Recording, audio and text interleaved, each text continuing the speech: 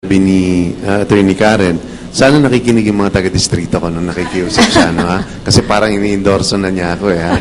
Pero siguro parang yung panawagan namin, malinaw yon na sinabi natin na kami sinabi namin from the beginning, kahit anong maging desisyon ng Senado, ay tatanggapin natin. Tingin namin, kapag merong ibang solusyon na hindi base o hindi nakapaloob dun sa proseso ng impeachment, meaning people power, kung ano pa yan, yan ay nagpapahina ng demokrasya natin. Naniniwala tayo that the impeachment process seeks to strengthen the very institutions whose one of the heads, one of which is the judiciary, is being litigated. Pero ito po'y pagpapalakas ng proseso. Sana tanggapin natin lahat. Kung ito man po ay conviction, tanggapin natin. At kung ito'y acquittal, kahit napakapait po nun para sa amin, ito'y tatanggapin po namin. Pero panghuli ko doon, the surveys, no, I don't think the surveys will ever serve as evidence. But I cannot put in question the methodology or the process. Kasi itong surveys ito, these are the very same survey companies that are relied upon by politicians, by newspapers. They have their own particular methodology. There is a selection process in terms of respondents. And the degree of accuracy has always been very, very specific and quite exact. And they've proven themselves in the past. But be that as it may, I'm sure the senators will vote on the basis of what they think is best for the country. Si Irish, na isang law student, gusto kong malaman mula sa iyo, base sa mga napapanood mo, sa tingin mo ba itong pagkoconduct ng impeachment trial ay naayon nga sa konsensya ng mga senator judges o sa kanilang political ambition sa 2013? Bali sa nakikita ko naman, they're really playing fair. Ayon sa pagpapresent ng evidence, ayon sa pagpapresent ng bawat pan ng prosecution or ng defense, I think they're really fair with the way how they ask questions with the witnesses and with the way they interpret whatever is in the stand, whoever is in the stand. So I don't think so. I mean, as far as I'm concerned, as far as I see this senator judges in the impeachment body, they are at the most they are trying to do their best to fulfill their oath, to do what they ought to do. They're still the representatives of the people of the Philippines. So dapat lang na ganun ang gawin nila, maging fair sila sa lahat para sa atin. Okay, may follow-up lang ako about itong sinabi ni Attorney Kimbo, Congressman Kimbo, patungkol dito sa 7 out of 10 people feel that si Jay Corona is guilty. Kay Attorney Desierto, no? What do you think would it take to turn the tide, itong perception na guilty si Corona? Anong dapat ipakita ng depensa para magpalit ito? Well, I'm sure alam na ng depensa yung kailangan nilang gawin. No? But may napansin lang ako siguro na ilang bagay, or isa na lang, yung tungkol dun sa isang property, in particular yung McKinley Hill property. As per the deed of sale, I think nasa pangalan yun ng anak, si Charina. The defense wanted to prove na that property belongs to Charina, so they presented the deed of sale. Ang ginawa nila, they used yung note, I think the clerk of court nung Taguig to attest to the document. But I think pwede sana nilang i-present mismo yung daughter, kasi yung lingering question I think doon is whether or not merong capacity, financial capacity, yung daughter to acquire the property. So to answer your question, Nikki, I think meron sana sigurong konting adjustment sa pagpe-present siguro ng ebidensya. Baka pwedeng iharap talaga yung mga testigo na talagang may personal knowledge dun sa transaction para may paliwanag ng buo yung mga issues na kailangan mapaliwanag pa. Attorney Kicho, bakit nga ba hindi ipinresenta itong anak ng punong mahistrado na mismong may-ari at mismong signatory dito sa deed of sale na ito? Well, unang-una, malinaw naman dun sa dokumento, no? So, sa amin yung mga abogado, yung best evidence rule, no? Nakita naman doon na talagang pagmamay-ari ng property sa McKinley, nakapangalan talaga yung kay Charina Corona, no? Ngayon, para ma-establish naman na nabili niya talaga yon, pinakita nagbayad, mayroong special power of attorney kay Chief Justice at sa kanyang may bahay, sapagkat si Charina Corona ay hindi naman po nandito sa Pilipinas, ano?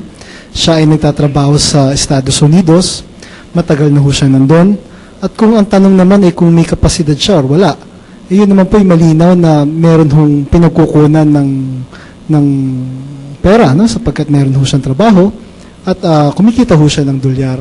So, alam niyo po, madalas naman ho namin pinag-uusapan yan.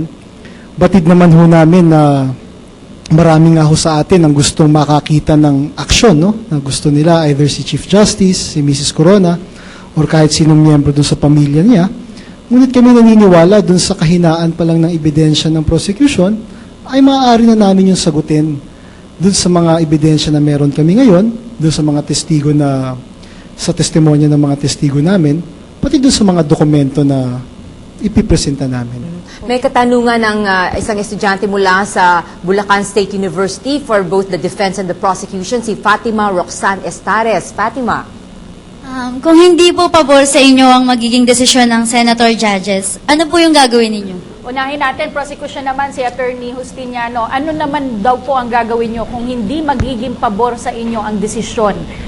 Palagay ko po si Congressman Kimbo ang dapat sumagot niyan kasi sila po ang nagsimula Pero isa po niyan. kayo sa mga naging miyembro ng prosecution team. Ano po ang magiging reaksyon nyo kung matatalo ang prosecution?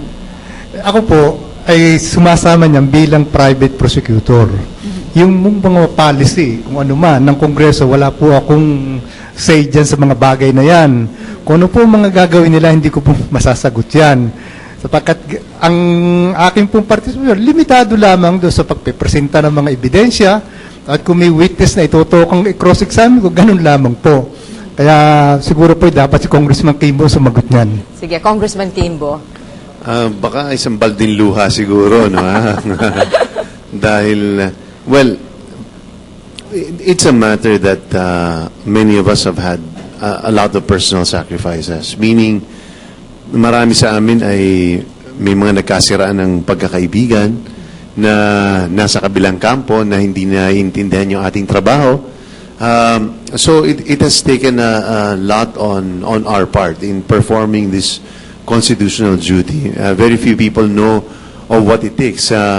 People just dismiss it that members of Congress are part of it as part of, getting publicity, but that cannot be farther from the truth, no? Talagang it's a sacrifice on for many of us, particularly for those who are working in the district, like myself, who it takes a lot of time away from my district work, from the 2nd District of Marikina, and bridges have been burned insofar as this is concerned. So, of course, a conviction will somehow assuage yung ating ipinaglalaban, at sa tingin natin, mabigat yung ipinaglalaban. It's an issue of accountability, and it does not end with the Chief Justice. It's an issue that pertains to a new form or direction of government, which we feel like needs to be taken if this country is to develop and to go towards that correct direction. We're just starting at this point, and we feel like if he's not convicted, it's going to be a major stumbling block, or talagang isang dagok siya doon sa aspeto ng good governance at saka accountability.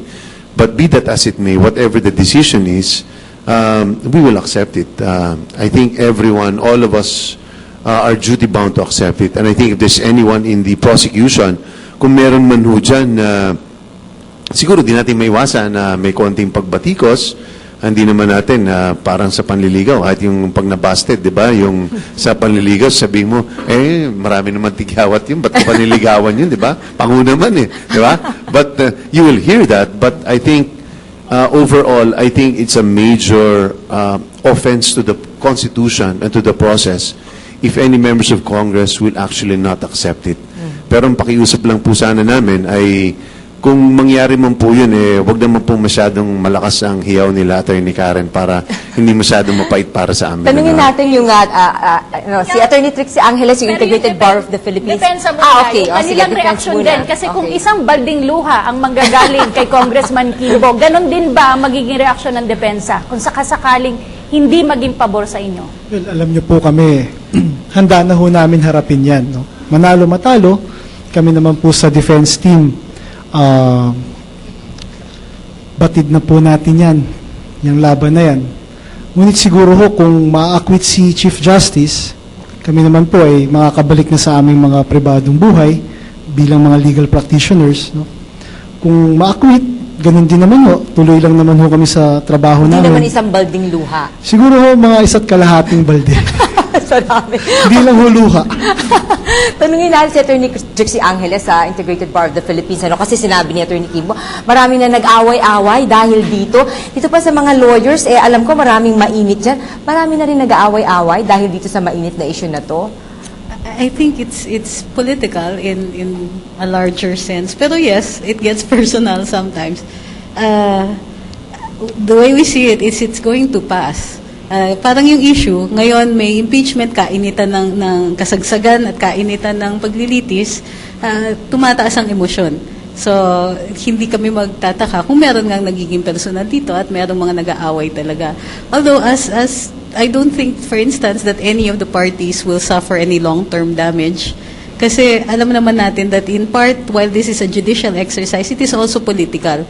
At politics changes with time and with For example, ang dito is nung panahon ng paglilitis ng kay Erap, well divided nga ang bansa at the time.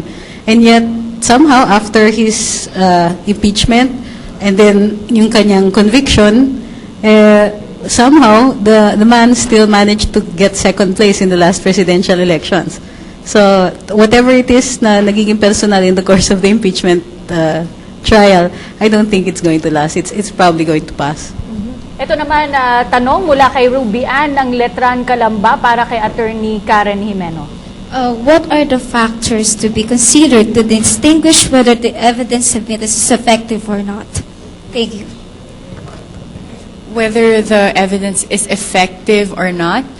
Well, it's a very legal question. Kasi from the point of the defense, actually yung isang threshold dito na hindi pa nasasagot kasi hanggang ngayon, kung ano ba yung quantum of evidence na kailangan i-meet. And I think this is very crucial in terms of for us to determine then kung kailangan pa ba namin i-retain yung dami ng mga testigo or kung paano namin haharapin na alin yung satisfied na kami na stipulation of facts or na hindi nasagutin, papaupuin ba si Chief Justice or hindi. Kasi nga, kung maalala ninyo, umpisa pa lang ng trial, magkaiba na ang posisyon ng prosecution and defense. Para sa prosecution, substantial evidence lang daw dapat ang kailangan. At para naman sa defense, ang posisyon na pinaglalaban ni Justice Cuevas ay dapat proof beyond reasonable doubt. So, halimbawa, kung ang susundin ay proof beyond reasonable doubt, I think everyone in the defense team are pretty much in agreement na kung yun ang basihan, para sa kanila, hindi proof beyond reasonable doubt yung napatunayan ng prosecution. So, kung ganon, hindi na rin ganon kabigat yung kailangan pang sagutin ng defense sa pagbibigay ng kanilang ebidensya. Pero kung substantial evidence, ibig sabihin, such evidence that a reasonable mind might accept as sufficient to prove yung fact na gusto nilang patunayan, then yung siguro mas marami pang kailangan ipaliwanag in detail ang defense, no? And up to now, kasi hindi pa nagdedesisyon ang Senate Impeachment Court kung ano bang quantum of evidence yung kailangan. But at the end of the day, yung senator judges natin din ang magdedetermina kung yung pinakita ba ng prosecution or ng defense ay enough to satisfy din yung sa kanila yung pagdesisyon na nila na naayon sa batas at ebidensya. Okay, maraming salamat, Attorney Karen. At marami pa tayong katanungan for the defense and also for the prosecution, pati mga estudyante natin, may mga